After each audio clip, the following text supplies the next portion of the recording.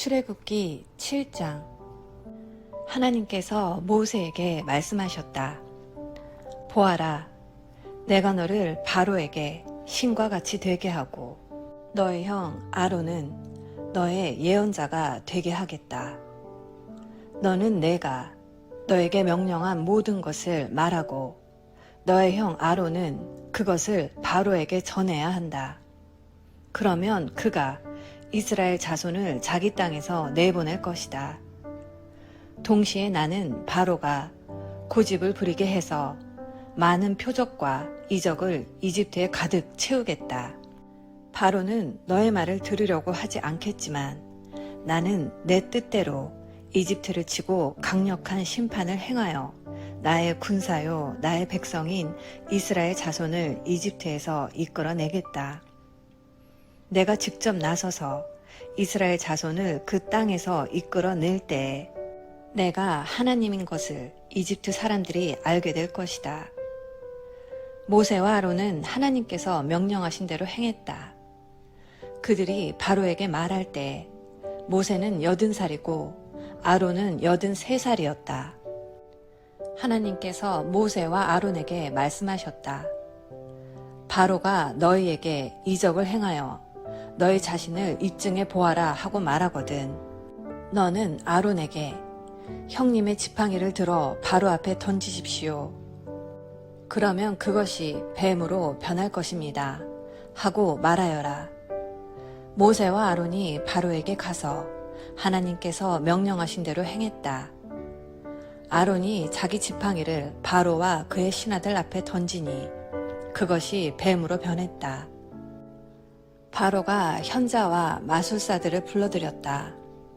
이집트의 마술사들도 자기들의 마술로 똑같이 했다. 그들이 각자 자기 지팡이를 던지니 그것들이 모두 뱀으로 변했다. 그러나 그때에 아론의 지팡이가 그들의 지팡이들을 삼켜버렸다. 그러나 바로는 고집을 부렸다. 하나님께서 말씀하신 대로 바로는 그들의 말을 들으려 하지 않았다. 하나님께서 모세에게 말씀하셨다. 바로는 고집이 세서 백성을 내보내려 하지 않는다. 너는 아침이 되거든 곧바로 바로에게 가서 그가 강가로 내려올 때에 그를 만나거라. 너는 나일 강가에서 전에 뱀으로 변했던 지팡이를 들고 그에게 이렇게 말하여라. 하나님, 히브리 사람의 하나님께서 나를 왕에게 보내셔서 이 메시지를 전하게 하셨습니다. 내 백성을 내보내어 광야에서 나를 예배하게 하여라. 그런데도 왕은 아직까지 그 말씀을 듣지 않았습니다. 이제 이것으로 왕은 그분이 하나님이신 것을 알게 될 것입니다. 이제 내가 쥐고 있는 이 지팡이로 나일강의 물을 치겠습니다. 그러면 강물이 피로 변하여 나일강에 있는 물고기가 죽고 강물에서 악취가 나서 이집트 사람들이 그 강의 물을 마시지 못하게 될 것입니다. 하나님께서 모세에게 말씀하셨다. 너는 아론에게 말하여 지팡이를 잡고서 이집트의 물, 곧 이집트의 강과 운하와 늪과 모든 고인 물 위로 그것을 흔들라고 하여라. 이집트 온 땅에 피가 가득할 것이다.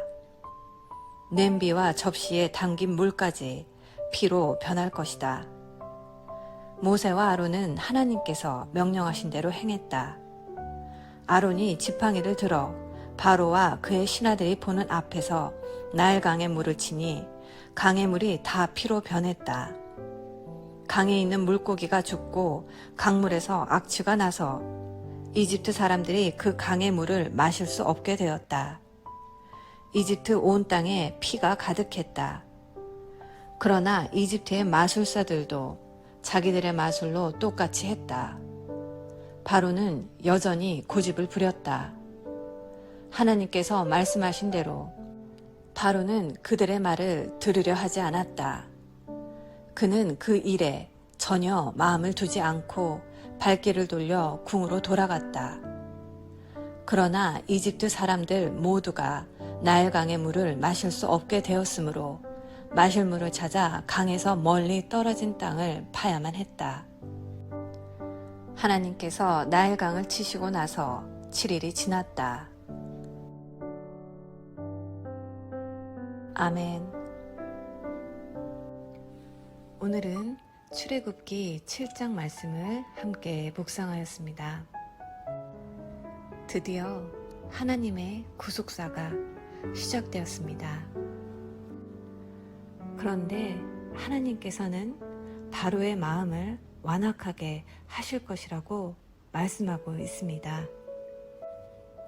하나님께서 모세를 바로 왕에게 보내심은 바로로 하여금 이스라엘 백성을 이집트에서 내어보내도록 하기 위함이었는데요. 그렇다면 하나님께서 바로의 마음을 너그럽게 하셔서 이스라엘 백성을 빨리 구출해 주시면 좋을 텐데 오히려 하나님께서는 바로의 마음을 고집스럽게 만드셔서 백성을 내보내지 않게 하셨습니다. 하나님께서는 왜 이렇게 하셨을까요? 오늘 7장 본문엔 이스라엘 자손을 그 땅에서 이끌어낼 때 내가 하나님인 것을 이집트 사람들이 알게 될 것이다. 이렇게 말씀하셨습니다. 이것이 바로 구속사입니다. 하나님께서는 이스라엘 백성들을 고생시키기 위해서나 이집트에서 나가지 못하게 하시려는 것이 아니라 그들이 하나님의 권능과 은혜를 체험하고 믿음을 가지게 하시기 위함이었습니다. 그리고 첫째 재앙이 일어났습니다. 바로 애굽에 젖으며 신으로 숭배되는 나일강이 피로 변하는 사건입니다. 이 첫째 재앙은 애굽 사람들이 신으로 믿고 있는 것이 모두 헛된 것이며 오직 여호와 하나님만이 유일한 신이시며 전능한 창조주이심을 보여주는 것입니다. 오늘 본문을 묵상하며 나에게 주어진 모든 시간과 환경이 하나님께서 나를 더 강한 믿음의 용사로 만들기 위한 하나님께서 허락하신 시간임을 더욱 깨닫게 되었습니다. 오늘도 나에게 주어진 시간을 통해서 하나님께서 주실 축복의 분량도 커지게 됨을 믿으시고 강한 복음의 일꾼들이 되시는 복된 하루 되시기를 기도합니다. 사랑의 엄마.